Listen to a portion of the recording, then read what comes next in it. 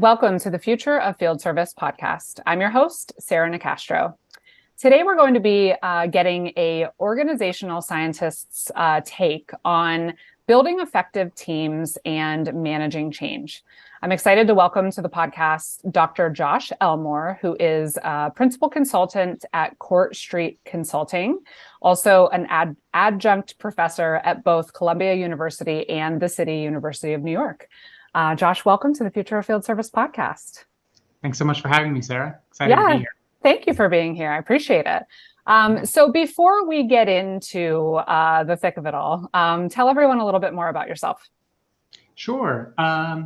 So my background is, as you mentioned, organization science. And what that entails mostly is social and organizational psychology, which is the application of psychology to the world of work.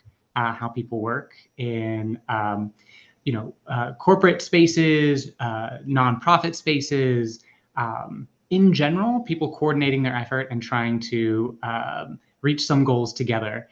So I tend to focus on things like group dynamics and performance and motivation and how do we get people moving in the same direction. Mm-hmm. And that can scale from an individual looking to do their career pursuit, career coaching type of consultation, all the way up to a large-scale organization change effort.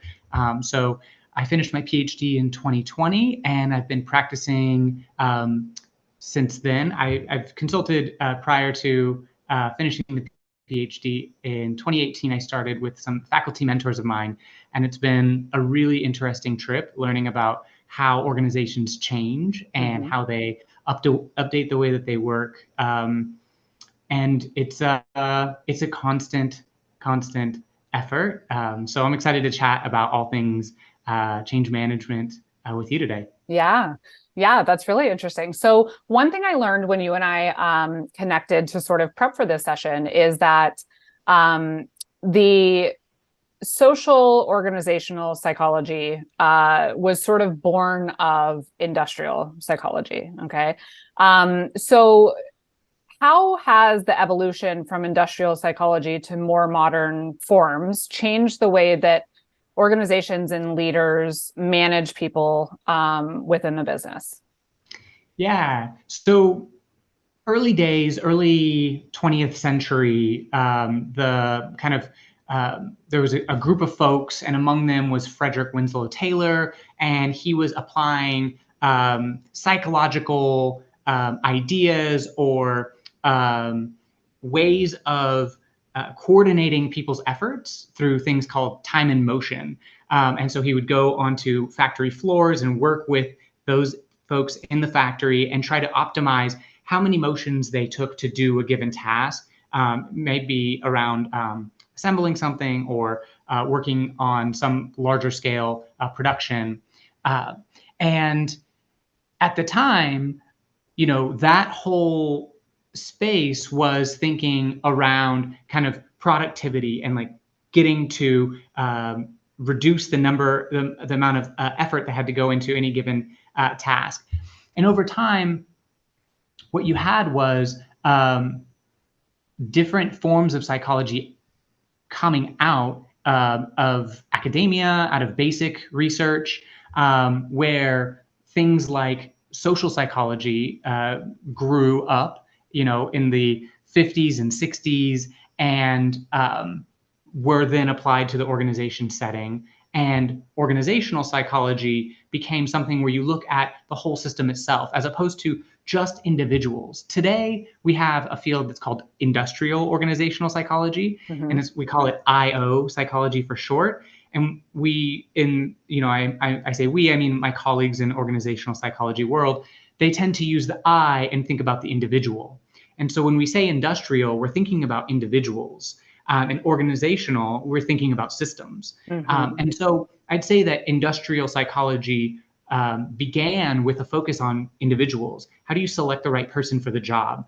And that exists today, where we look at selection or job analysis, but it's expanded into other domains. Okay, very interesting. Okay, so if we were to take a look then at, what is the modern focus? So if you were to get people up to speed, okay, that are listening to the podcast on, what is being taught today. Like I think about this, I got my MBA 13 years ago, right? And it's like, you don't always think about how much has changed, right? What the core focus areas are, what the best practices are, what new discoveries or topics or themes or teachings have been uncovered, et cetera. So when you think about the industrial organizational psychology realm today, what is the modern take, or what's most important for people to be aware of when it comes to teams, systems, and groups in the workplace? Yeah, so I think kind of speaking back to that evolution and the gradual drive towards our understanding, and it began, in this psychology research, but it quickly became something that management was talking about and using, and folks from organizational psychology were coming and helping consult to organizations and apply. And you had things like, for instance, like the Hawthorne studies, which was an experimental design where they tried to, some researchers went into a factory to learn what effect lighting had on the output of factory workers. Mm-hmm. And so they would change the lighting. And what they found was actually the factory workers produced high output no matter what. And the researchers were confused. They were thinking, why was there no change when we changed all the lights? And what actually mattered was the fact that these folks were being paid attention to. And so that's when we learned that attitudes matter, right? And so over time, when we go into these organizations and you learn that, oh, wait, people have different motivations. They need to be given incentives. They need to be given opportunities to grow and stretch themselves. And these are more modern takes on, we use them a lot. You see them kind of everywhere where folks are talking about learning and development and performance management. But these are relatively new ideas. And I'd say that those are the things that A, we take for granted, and B, are the indicators of the evolution of the field in the regular world where HR is kind of an advanced people function. And I'd say like people like Peter Drucker talking about management in the 50s, 60s, and throughout the 20th century, how he talked about knowledge workers, and he talked about kind of what we call the future of work. He was always talking about the future of work. And I'd say there's pieces that are still held on to this day that are very important for industrial psychology, social psychology, organizational psychology. But those speak to those three levels that you mentioned, right? Industrial psychology, thinking about people, individuals. How do you put them on the right track? Social psychology, thinking about teams. How do these groups work together? And then organizational psychology, how does the system work? And how does it interact with other systems, right? A lot of times you live we spoke about the field service industry, where you have lots of different organizations that are interdependent and have to coordinate their efforts together. Mm-hmm. And so that is similar from an organizational psychology perspective, because you need to coordinate your efforts. And so I'd say that in general, the thinking around social psychology is kind of an idea of scaling from the individual perspective to the team perspective to the organizational perspective. And we call that levels of analysis. Yeah. And they're obviously all very interconnected. So that makes sense. It's interesting because, when you spoke about the roots of industrial psychology and talking about, really a focus on maximizing productivity, which obviously is important, but I think I shared this with you in our space in field service. If you go back 15 years ago when I started interviewing service leaders, that was really the focus. There was not a whole lot more to it beyond just managing costs, maximizing efficiency, maximizing productivity, et cetera. And obviously a lot has changed, including and maybe most importantly, the recognition of service as a potential profit center for businesses and as a integral piece of the customer experience. And so with that happening, then a lot of other variables have become important, and things that, leaders and businesses have to weigh and prioritize, right? And that also brings about then different skills that the employees need to have, right? If they're playing a role in a profit center versus just executing a task in a cost center. And then, different skills that leaders need to have to be able to draw that out of folks, right? So it's really, really interesting. Now, taking the team piece of this, okay, so you mentioned a lot of the work that you do when you consult with organizations is on team facilitation. So can you just talk a little bit about what, when someone wants you to come in and do team facilitation, what does that mean? What does that look like? What are some of the common areas of focus? What are maybe some of the common pain points in making sure you have engaged and empowered teams? Can you talk a little bit about that part? Yeah, I'd love to. And, just kind of briefly, I want to speak to that earlier point that you were making around this idea of kind of the evolution of field service from cost center to profit center. And it's a really interesting idea around this idea of having to push down costs versus how do we develop new opportunities to build business. And when you're doing that, you can look to analogous kind of industries that are seeking to grow and build. And tech is one kind of very clear analogy of like organizations being born and then evolving and growing and scaling. And in those cases, you look at like the practices from a Google or any of the tech firms that are huge and numerous. Not necessarily today because they're cutting back a lot, but in not so long ago, they had all the tech perks. They had everything you could think of. Never leave our campus. Always be here on site. We're going to do your laundry for you. We're going to feed you. And what does that give you? It gives you the ability to have your basic needs met. But then also it might give you the sense that this place cares about me. I'm going to care about it in turn. And so you can get a really rich dynamic between organization and the folks who are actually bringing the work to life for them when you leverage all of the kind of psychological experiences that feed into self-actualization, right? If we think about like Maslow's hierarchy of needs, like basic needs are just at the very bottom, but self-actualization is at the top. And so, if you're thinking about how you want to get folks on board and moving in one direction towards some kind of big, large goal, how do you help them self-actualize? Is it learning? Is it giving them the ability to, test out stretch goals, or, making sure they don't burn out by giving them enough vacation time or checking in with them, giving them mentorship, right? So all of these kind of holistic practices that you can use that are also kind of speaking to the idea of more indicative, more modern, human resources and people practices. Right. So I just wanted to speak to that idea. No, that's good.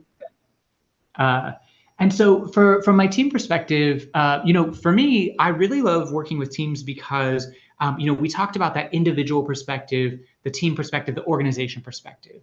And I like teams because when you work with a group of people, you can make high impact because you're working very closely with them, not one-on-one, but you're working closely enough with them to where you can have a pretty direct impact around how they're doing their work, helping them check in with their team.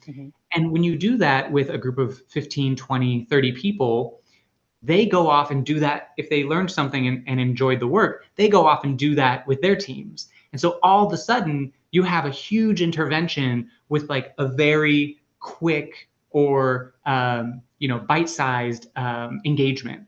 So I like working with groups because it waterfalls down and upward, and it can permeate the system. And so the way I frame those engagements right now is, there's a lot of changes in the way that we're working today, remote, hybrid. Organizations are constantly having to reevaluate how they've arranged themselves.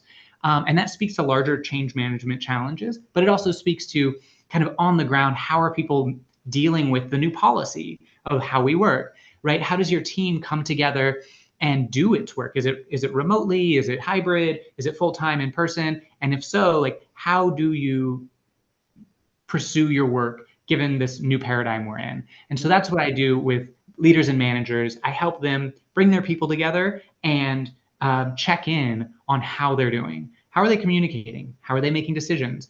Are roles clear? Have they grown or changed shapes? And or maybe their mandate has changed? And if so, have they talked about it? Does everyone know kind of what's the plan? How does the team's goals align with the organization's goals, right? Giving folks the ability to kind of have space to talk about the things that are not necessarily everyday work topics that get discussed over and over. Oftentimes that space needs to be intentionally developed. And that's kind of that's what I'm focusing on right now, is helping teams develop an intentional space to work on the more foundational challenges and opportunities. Mm-hmm. Now, would you say that the need for that work typically surfaces due to a problem or simply because it's recognized as an opportunity? I'd say it depends, right? I think lots of times folks that are managing a team have some level of view into what's going on with everyone, depending on the configuration. How are you working? How much contact do you have? Is everybody getting to do things on their own because maybe they're a bunch of experts and they don't really need to coordinate their effort very much?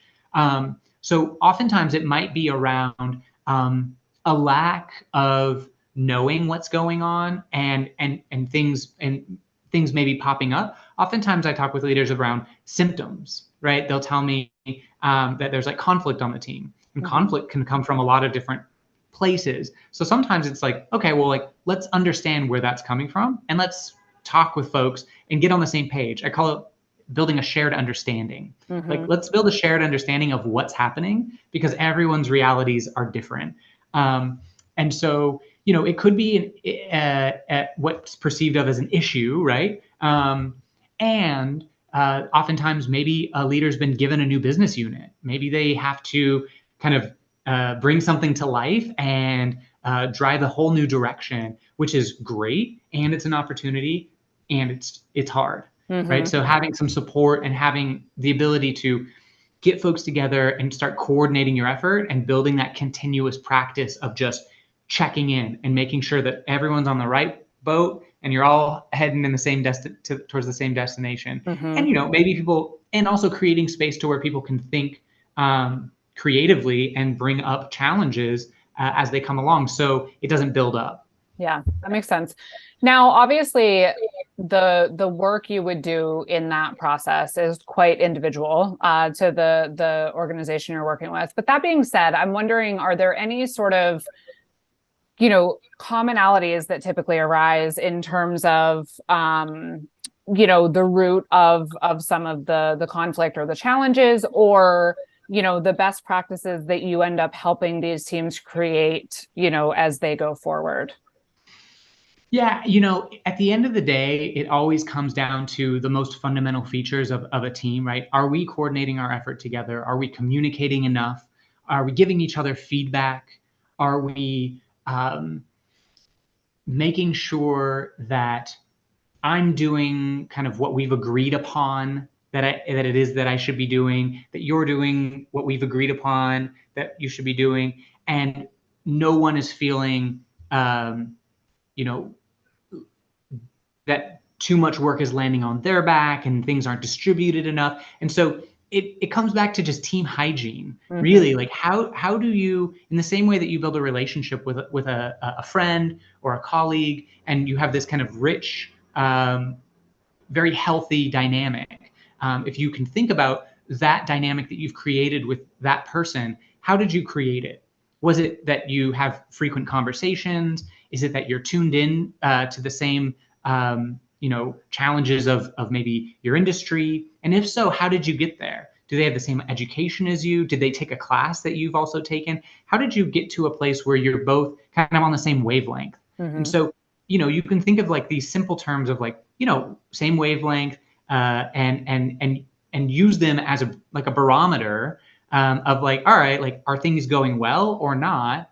And if not, start to figure out, okay, look at good examples, right? Because to your point, there's a lot of uniqueness between everyone's challenges. But from the reason that there's a whole science of social psychology is because there are some rules, right? And so I'd say, because we are all different individuals, the way that we have healthy relationships with people is different from anyone else, right? How we build relationships with folks is different. So you need to look at examples of where you've been successful at building strong relationships, and take those lessons and then apply them in other circumstances, to more or less, and getting feedback from whoever you're working with as well, right? Because what works here may not work there, Right. but there are general principles around just good hygiene, good communication, good checking in. Yeah. Okay. So then if we think about change management or change leadership, which, as you mentioned earlier, closely intertwined, because one, obviously it impacts teams, but also it seems ongoing and constant at this point, right? So it's something that folks are always sort of navigating. So when we talked about change management, you mentioned there's sort of the model and the mindset. So can you talk a little bit about why both are important? Yeah, and I think speaking to the idea that you mentioned kind of at the outset of framing the question, where you mentioned change management or change leadership, right? And change leadership. And those you can use those as similar analogies to the idea of change management, the model, change leadership, the mindset, right? And so you can, and why would we kind of make this dichotomous view? I mean, they definitely go hand in hand. But if we wanted to pull them apart and say, okay, I'm a leader, I've been handed this new business unit, we have a whole new mandate, I got to turn it around, we need to work towards some kind of new set of goals and metrics and everything. How do you do that? You have 2, 3, 4, 500 people working for you, or coordinating effort in the unit that you have, and it could even be just a small team, right? But at the end of the day, you need to have vision, right? But your vision should be rooted not just in it should start with what do you see? How did you get here? You're working with some other set of leaders. You've been given some kind of authority to do some work, and you have context. So what's your context? What are you seeing? What needs to happen, right? And then how do you share that with everyone else and get their feedback on the current state of things, right? So that you could build a shared vision, right? So change leadership is taking your context, taking your vision, knowing what needs to happen, turning and getting feedback from the system, from those folks that you're going to be relying on, and saying, okay, like how do you think we should go about this, right? Start the conversation, right? If you go all the way down to the team, it's seemingly simple, right? 6, 5 people, 10 people. You can have everyone in the room and you can have a conversation. You could write notes and you can say, all right, this is kind of generally what everyone's thinking. But at hundreds, 200, hundreds of people, you need to build in the practice of continuous listening. That's like working with people analytics, and feeding back. What are you saying? What are you hearing back? And that's kind of the leadership piece. That's you projecting vision, but also listening, and not only taking that listening. Not only listening, but taking it to heart, integrating it, and then feeding it back to the system. Like, I heard you. This is what we're doing to address it. Actually, I might bring you in to help us address it. And as you start to do that, that's when you're getting into change management, right? Some of those techniques that I was talking about are models of how you produce change, right? How leadership shows up and listens and gives folks the ability to feed back to them, right? That's part of change management, and it's iterative, right? The more you do it, you're managing this kind of continuous shift, steering the ship in this new direction, and so that's why we call it organization development. I haven't mentioned that term yet, but the broader field that encompasses change management, change leadership, is organization development. Why do we use the term development? It's because what do you do as an individual if you're learning? You develop, right? And so that's the same thing you have to do for your system. You need to develop it by helping it learn, understand, and get motivated by whatever it is it's heading towards. And that's by involving people and kind of stepping forward together. And so that's leaders have to kind of head that up. But in doing so, they're helping to manage a process, which is change. And that's when you're building in mindset, right? You're building in this conversation. People are getting on the same page.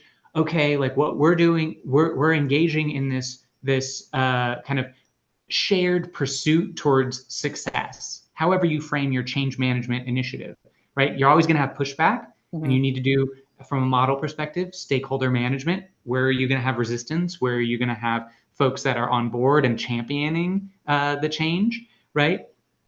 And as you kind of build out this apparatus, this scaffolding for the organization, which is out of your leadership in change, you can test ideas, what we call interventions. You can intervene. You can hold an all hands meeting and get questions. How did that go? What did people say? What did they talk about? Where are people at right now? Let's not jump ahead 10 steps to the ending of this change engagement. Let's listen to where people are right now, meet them there, and like step forward together. So that's kind of how change leadership manifests to produce managed change and can create a shared mindset of change for those that are navigating very hard things. Change is not easy. Yeah. You know? So I have a couple follow-up questions. One is, in the mindset model relationship, or surrounding it even, where do things typically falter? And I'll explain why I'm asking, right? Like, I have been, interviewing people in this space for 15 years. Okay. And when I say what went wrong, what would you do differently? 90+% of the time, it is related to change management. So I always say it's one of my favorite and least favorite topics simultaneously, because it just always baffles me that it comes up again and again and again and again as the sticking point, yet it doesn't seem so far. Okay, I think we're getting there, but it doesn't really seem like people are getting it and getting ahead of it. And,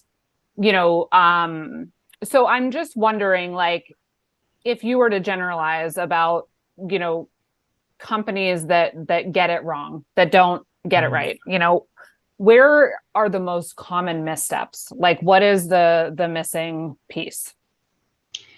I'd say, so we say change is a process, right? It starts and it proceeds. And if you think about kind of entropy, the idea that everything, the whole universe is expanding all at once, and things become more chaotic as everything expands. We can say we feel that in the world of work. Because it's a process, you have to kind of examine, where are things starting? How many components do you have involved in this network of support, resistance, in the organization, right? How complex is your organization, right? At the end of the day, if you think about change, I like to think about it as just one person. You're one person, and you have one brain, and you have connections in your brain, and you make a decision, and you can go off and do the action that you've decided on doing, right? It's very easy, or it's easier than working between two groups or multiple people. So if we think about going between people, there's a lot that can get lost in understanding between a couple different people, between functions, between whole systems. And you have to be continuously examining what you're doing, right? Edgar Schein, one of the early thinkers in the world of organization development, said everything is an intervention. So every single thing that you do is an intervention. Every email that gets sent off by leadership, every behavior that seems in contrast or not aligned with this new direction that an organization is heading, people see it. They think, oh, maybe I don't have to go that way. Maybe I don't need to kind of work so hard. Or there can be feelings of not being included. A lot of times from a strategy perspective, you can go to an offsite with your leadership team and get together and make a whole bunch of decisions about what's going to happen in the organization, and then just communicate it down and expect it all to happen, as opposed to having that offsite with the whole organization, right? What does it look like for leaders to say, these are the broad directions we want to head? How do we get our people working in that direction, right? And so I'd say that, change management as a field has a lot of great practices. To the extent that organizations put them to use in full force, it's a challenge, right? Because oftentimes when a consultant or a change management practitioner gets called in, it's halfway through the change exercise, right? They've planned some change, or they decided at a leadership offsite, we're going to do these things. They've sent out the memos, nothing's happening, or it's not going as planned. And okay, we need somebody to come help. And by the time a practitioner comes in and can help, you're halfway through, and you got disenchanted folks in the organization. And so it's a process, and it's always happening. And it's like a muscle. It's like you have to use your change muscle. And that's the mindset. If we live in a time of constant change, Bill Passmore, one of my mentors at Columbia, wrote a book called Leading Continuous Change. And, he uses the metaphor of a roller coaster, right? And so if you're always on the roller coaster, then you need to have kind of the ability to think clearly in these very hard times, but also show people how to think clearly, or to build a coherent narrative out of what's happening. And so, there's a common refrain. I'm not sure how much, and I've looked this up to find how, like, some solid research around it. But there's a common refrain in the organization change world that 70% of organization change efforts fail. Right? And anecdotally, it seems like you're hearing that. And in a lot of ways, it has to do with how easy is it for us to change as individuals, right? Like, it's pretty hard, right? Now think about doing that in a group, and then in a whole organization. And so you have to be very thoughtful. You have to be very deliberate. If you want to pursue a new direction, you got to plan it out, and you have to track it, and you have to deal with setbacks, and then pivot. It's in and of itself, that's where the leadership idea comes in. It's a full-time job. And oftentimes organizations, they'll find a consultant or two, or they'll have a small organization development function in their organization that work as internal consultants, which is great. Having some folks that can be there to help out and give some insight is wonderful. But you have to treat them as real partners, and think of the way that you're going to change as something that doesn't just end. You've already started it just by merely thinking it started, right? Because you probably told somebody about it.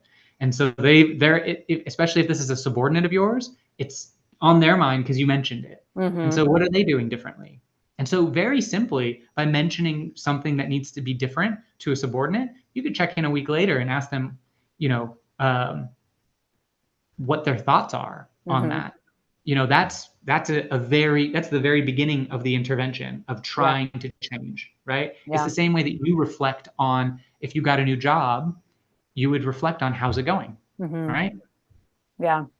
No, I think that makes sense. And I think it's, the leadership piece or the mindset piece is where historically, folks in this space at least have faltered, because I think it's been viewed a lot as like a checkbox Okay, we know we need to do this, so let's make sure it's on the plan. Does somebody have it on the plan? Is it in the budget? Okay, wait, our budget's got cut. Let's just cut the change management piece. Do you know what I mean? Like, it's not a mindset. It's not a part of the leadership skill set. It's just something that is sort of on a list because they know it should be on a list type of thing. Okay, so the other question I had on you've said a couple times about the fact that it's continuous. I think that's another trap is and tied to the mindset of, okay, well, let's just get this over with. Like, let's do the change management and be on our way, right? And obviously, as you've mentioned a couple times, as we know, change today is constant, right? We're in a state of continually evolving and innovating. So with that, though, comes change fatigue. So how do we handle that? Yeah, I've thought a lot about this idea, and sometimes I wonder to what extent we are poorly framing what it means to be at work, right? What does it mean to have a job, right? Like, if you're at will in your employment, then technically your job is precarious, right? Because you can be fired at any time. Mm-hmm. And yet we have benefits. We build entire lives around the fact that we have what we consider a stable job. But if anything, if there's any evidence that we don't live in that paradigm, is living in continuous layoffs, Mm-hmm. right? You look at the way that people who are at will find themselves without a job. They maybe moved for that job. They built an entire life around it. And so in some ways, the way we frame how work looks is a little bit misleading. And because we're framing work as this very stable thing, which the evidence signals that it's not, in the past, in the 1950s, people could have a career at a single organization. And some people still do. There's very large organizations that are embedded and massive, and you can go in and build your entire career there, right? GE, PepsiCo, very large systems. Mm-hmm. But in general, across most organizations, that's just not the case anymore. You can't build entire careers. And so, and there's some conventional wisdom that says you should jump around to different jobs because that's how you get a raise, Mm-hmm. right? Like that's an idea, because you move from one job to the other, you get experience, you get more opportunity, and maybe you get a little bit more responsibility. And so looking at the way that jobs work for individuals is a great an indicator of how organizations also are operating. And it's in a non-stable and kind of evolving process at all times, Mm-hmm. right? If you just took a look at an organization and tracked it for a year or two and watched all the things that happened to it, maybe read its quarterly reports, what did they do, right? They're constantly doing things. Why? Because they're seeking to make a profit, or they have some kind of, if they're a nonprofit, they're trying to pursue some mission. And so they're super energetic. Organizations in and of themselves, like the term organization is a verb, right? Mm-hmm. It's energetic. And so I think by framing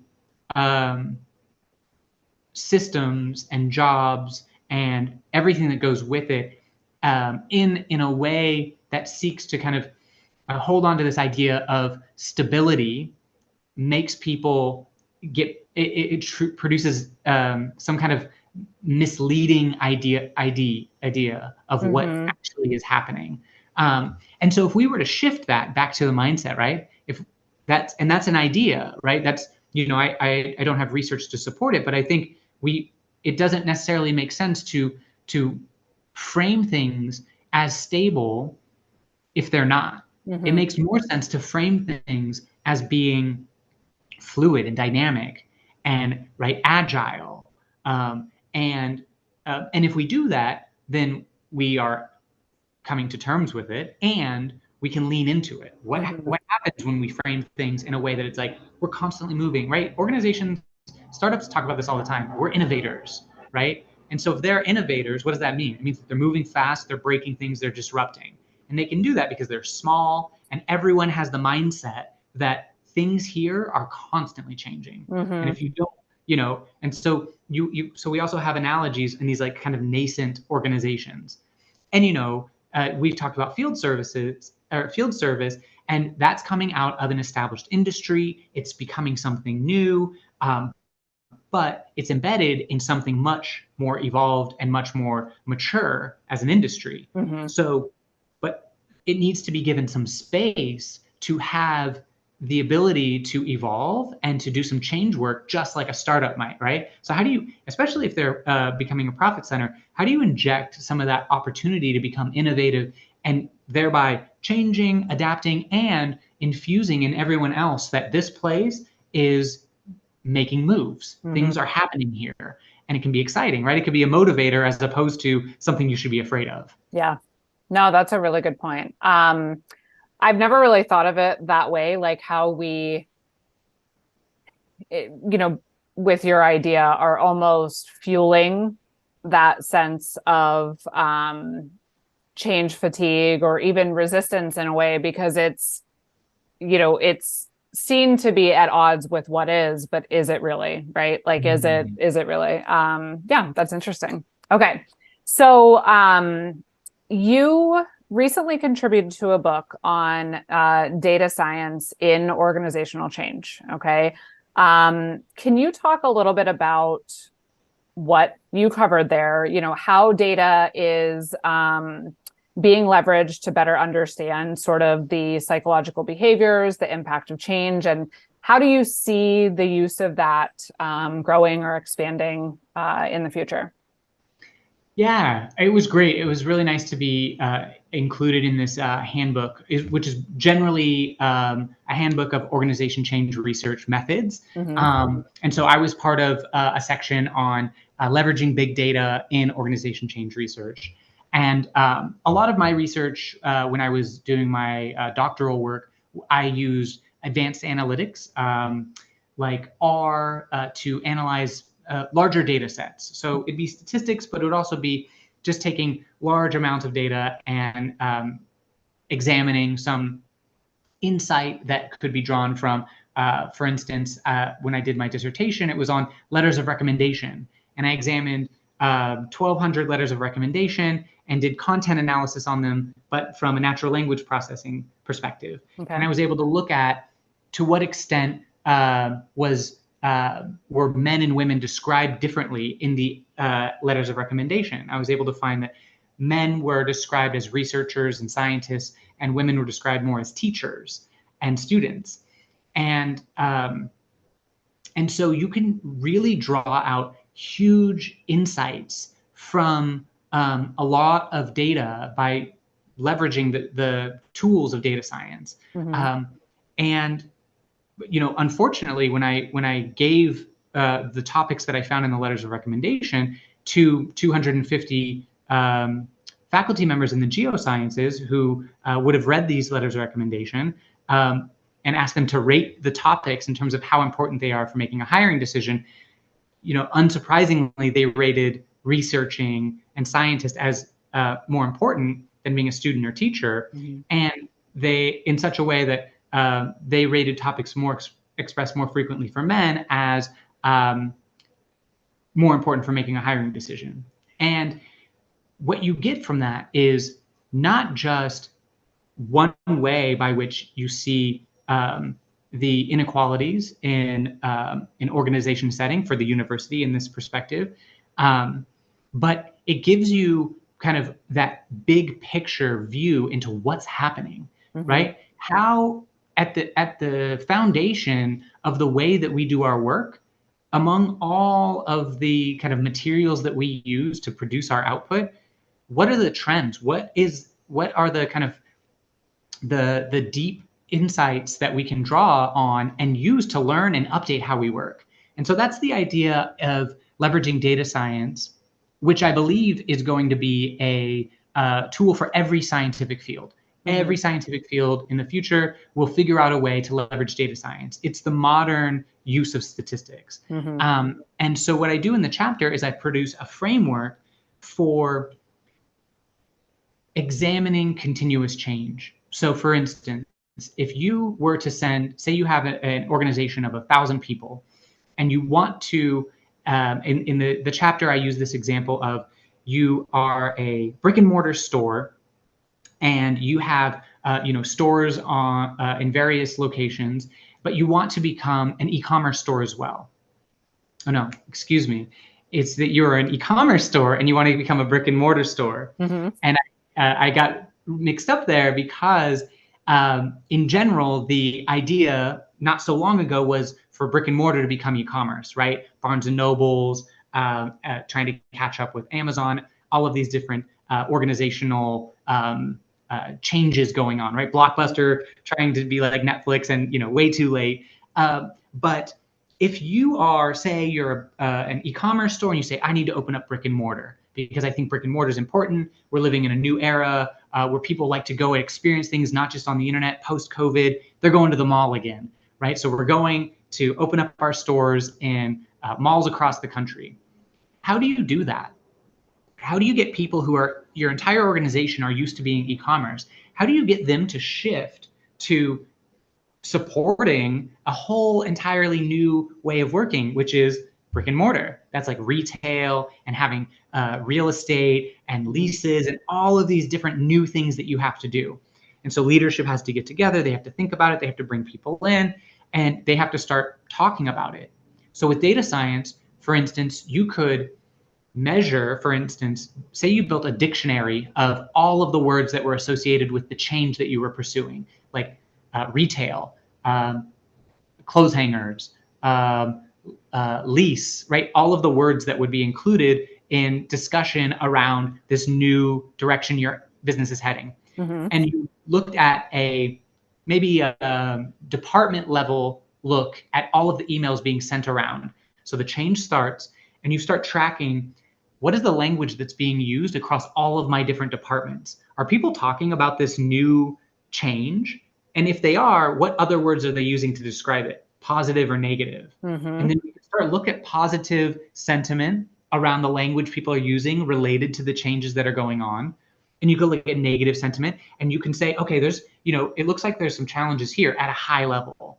Right. So how do we help this part of the business to manage the change? And what's the big challenge? Like, let's bring folks together. Like, let's hear from them, right? So when you start to look at large aggregated data, you can start to see trends across your organization to say, okay, here's where we have some challenges. Here's where things are going great. Maybe how do we get the folks that are doing really well based on the sentiment of the Slack and email that is being sent around to meet with the folks that things are going poorly? How do they share practices, right? So the things that you probably would have done anyways can be rooted in evidence. They could be rooted in the actual kind of real things that are happening on the ground. And so that's kind of what the chapter is about, is taking measurement and then updating it and continuously building what we would call like a listening system, a way of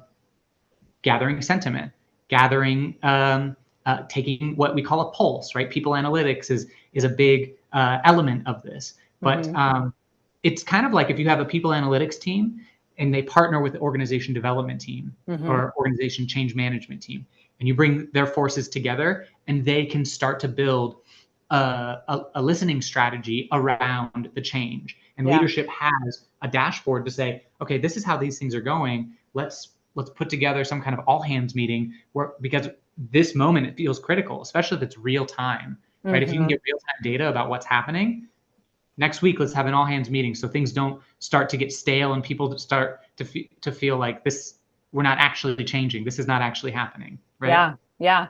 No, that's really interesting because, you mentioned obviously it's evidence-based, but I think it's also, being able to get ahead of the time it would take for those sentiments to surface without looking at that data, right? So if you have this pocket of negative sentiment here, if you're not utilizing those data streams and looking at that input, it might take a lot longer for that to sort of surface, right? And for you to have the opportunity then to go and address it. So very interesting. Okay. Yeah, thanks. Josh, what, if anything, have we missed? I mean, I'm sure there's a lot we could dig more into, and probably some of these topics could be a podcast in and of themselves. But anything else, I guess, for today that we should touch on in terms of team building and change management?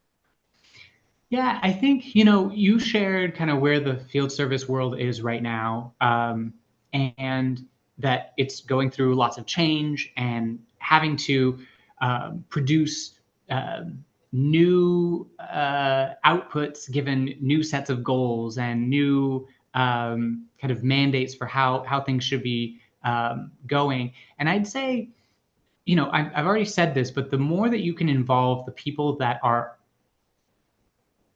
you rely on to do that work, that they're out there in the world, they're putting the technology to use, they're deciding whether or not they're going to leverage the new practice that you're hoping will streamline efficiency, or they're just going to ditch it for some old ways of working, because it doesn't necessarily make sense to them. Mm-hmm. Learn from your people. What doesn't make sense to them? Why might they not necessarily adopt the new direction that you're heading? And the more that you can listen to them and bring them into the conversation, the more you're going to learn, do things in a way that is appropriate given the constraints, and it gives them the feeling that their input matters, mm-hmm. right? And that's gonna build a lot of rapport with your people. So I just wanted to share that. I think, being in that process of evolution is not easy. Mm-hmm. And if it's not easy for you, it's not easy for everyone else. Mm-hmm. And so if you're a leader, how do you make it easier for everyone else, or at least make them feel bought into the process? Yeah, no, that's really good advice. Where can folks get in touch with you? So I spend a lot of time on LinkedIn. I think it's a great platform for sharing ideas. So you can find me on LinkedIn, just Dr. Josh Elmore. I have my website, courtstreetconsulting.net. And I am planning on doing a podcast pretty soon on team effectiveness. Okay. Yeah. So if you're listening to this in 2024, then look for the Team Effectiveness podcast, where I'll be talking about all things teams. And yeah, always, happy to chat about any challenges you're facing. It's my pleasure to learn from the challenges other folks are facing with this work, and I like being helpful. So awesome, I love that. Well, thank you, Josh, so much for coming and spending some time with us today.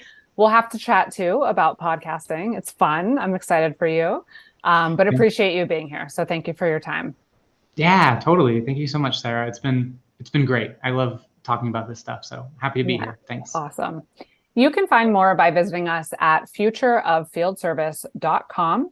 While you're there, be sure to sign up for the Future of Field Service Insider so you can stay up to date on all of the latest articles and podcasts. The Future of Field Service podcast is published in partnership with IFS. You can learn more at ifs.com. As always, thank you for listening.